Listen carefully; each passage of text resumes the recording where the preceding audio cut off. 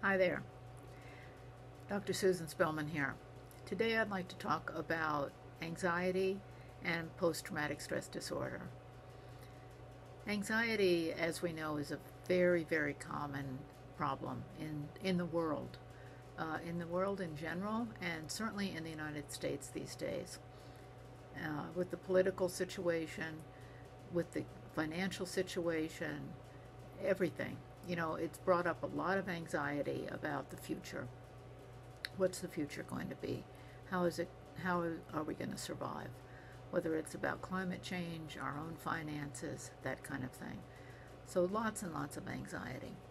And one thing I wanted to mention today is that it's helpful to look and see if this anxiety, if your own anxiety, is somehow related to a trauma.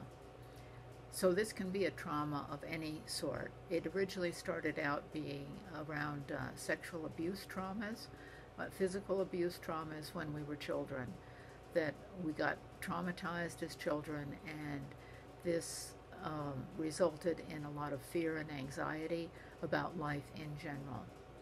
It also developed it during the Vietnam era, where veterans came back very, very traumatized from war. And now it's quite common to see this in veterans, to see not only see post-traumatic stress disorder, but to recognize it very easily. Whereas previously, it was very difficult to recognize it. People just didn't think in these terms. So that's what I wanted to suggest today, to look at your own situation in terms of PTSD. So some of the symptoms of PTSD are startle response, being very startled very easily and fearful, re-experiencing an earlier trauma. And again, this trauma can be anything. It can be the war, of course, any kind of war. It can be any kind of sexual or physical abuse. It can be a trauma around an accident, some kind of an accident you had. It can be related to cancer or your child having cancer. It can be anything that you consider to be life-threatening.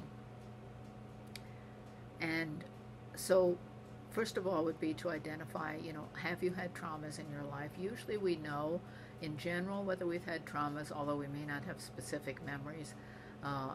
Occasionally we don't really know that we've been traumatized. But you can look at the symptoms. So they are, as I said, exaggerated startle response, re-experiencing some kind of trauma, even if you don't know what it is. So getting very, very anxious for some unknown reason, having sleep disturbance, nightmares, again, that you don't know what they're about, but wake up very, very anxious.